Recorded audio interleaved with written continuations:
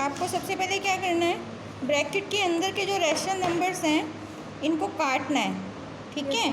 तो काटना आता है, काटो। कौन सा नंबर किससे कटेगा? 3 2 जा 6, ठीक है। और हमेशा ना काटते वक्त ऐसे लेके जाया करो नंबर, जिससे कि ना आपस में नंबर जो है वो क्रैश ना हो, ठीक है। काटो इसको। 4 1 जा, अच्छा ये 3 है, ठीक है। 3 1 जा 3, 3 3 जा 9, 4 की टेबल से करो। 3 से 3, क्योंकि बिल्कुल मतलब इस तरीके से क्वेश्चन होना चाहिए कि टीचर को देखते ही समझ में आ जाए कि आपने क्या किया हुआ है, ठीक है। अब इसमें करो।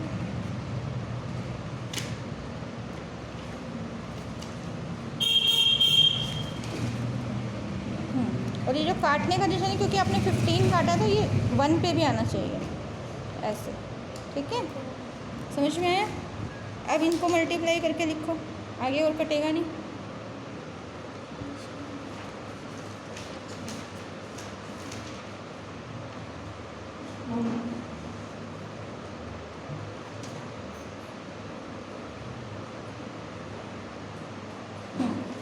थर्टीन आ गया ना। अब क्योंकि ये सारे रैशनल नंबर हैं और इन सबके डिनोमिनेटर अलग है, तो आपको क्या करना पड़ेगा, इनका एलसीएम लेना पड़ेगा। इसके नीचे मान लो 1 है, ठीक है। जब भी हमारा एलसीएम हमें ऐसे नंबर्स का लेना होता है जिनका कि आपके पास HCF 1 हो, या फिर वो दोनों एक ही टेबल में ना आते हो, ठीक है। अब 13 और ऐसा कोई भी नंबर नहीं है जिसके टेबल में 13 भी आता हो और 22 भी आता हो, तो इनका एलसीएम इनका प्रोडक्ट हो जाएगा। तो 22 को 13 से यहाँ मल्टीप्लाई करो नीचे।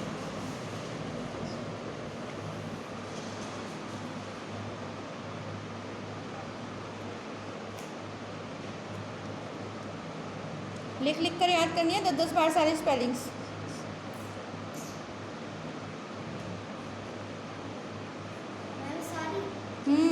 दोबारा डिक्टेशन होगी, ठीक है। क्या है? 286। तो इसका मतलब हमें इन सब का डिनोमिनेटर क्या करना है? 286 करना है। तो आप कैसे करोगे? या तो आप सीधी एक लाइन स्ट्रेट लाइन लेके ऐसे कर सकते हैं, वरना सीधा कर लो आसान तरीके। लिखो 5/22 मल्टीप्लाई, किससे मल्टीप्लाई करें? 13 से ना, क्योंकि 28 यहाँ लिखो 13/13 -1 मल्टीप्लाई। अब हमें क्या करना पड़ेगा? यही नंबर लेना पड़ेगा, 286/286। अब आगे क्या करेंगे? करो प्लस, करो, लिखो प्लस, दिमाग लगाओ क्या करना है। प्लस हाँ, ये नंबर लिखो। अब आप बताओ क्या करना है मुझे? मल्टीप्लाई। हाँ, मल्टीप्लाई लिखो। यहाँ नहीं, यहाँ लिख दो, आ जाएगा। और किससे करना होगा? किससे करना होगा?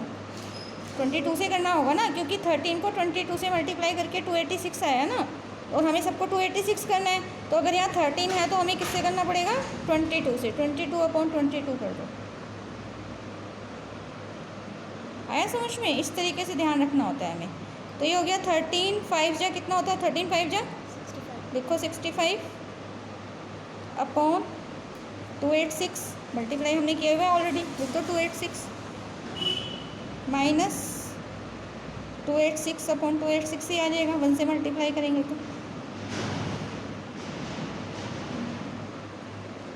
प्लस 22 2 जा 44 44/286। हाँ, अब सबका डिनोमिनेटर सेम हो गया। अब देखो हमारे पास यहाँ पे 2 तरीके के साइन है। इसके साथ प्लस का है, यहाँ कोई साइन नहीं, इसका मतलब ये प्लस का है। ये माइनस का है और ये प्लस का। तो मैंने उस दिन आपको समझाया था लास्ट क्लास में, यहाँ प्लस है, यहाँ माइनस है।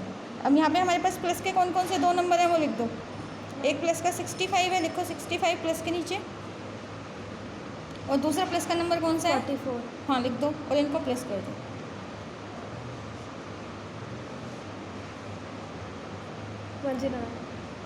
माइनस का हमारे पास एक ही नंबर है, तो इसलिए हमें यहाँ अलग से करने की ज़रूरत नहीं है। तो आप यहाँ पे लिखो, यहाँ सबसे पहले 286 109 प्लस का है -286। साइन लगाओ ना लगाओ कोई फ़र्क नहीं पड़ता प्लस में, ठीक है। अब हमारे पास ये माइनस का नंबर बड़ा है ना, तो आंसर किस में आएगा? मैम माइनस में। हाँ, तो सबसे पहले ना ये चीज़ चेक किया करो कि आंसर किस में आएगा, क्योंकि बच्चे ना गलती कर देते हैं। वो क्या करेंगे, माइनस करके लिख देंगे, साइन लगाना भूल जाएंगे। तो सबसे पहले आपको क्या चेक करना है, हमारा आंसर किस में आएगा। हमें पता है बड़ा नंबर माइनस का है, तो आंसर माइनस में है। सबसे पहले माइनस का साइन लगा दो। अब 286 में से 109 माइनस करना पड़े तो करो।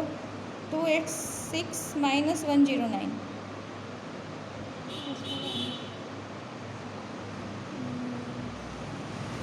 7। 16 में से 9 गए 7 7 और यहाँ बच गया 1। लिख दो 177 अपॉन 286। अभी देखो क्या ये नंबर किसी टेबल में आता है? 286 3 के टेबल में नहीं आता। 7 है, नहीं आता ना, ठीक है। आंसर चेक करो इसका, यही है या कुछ और है?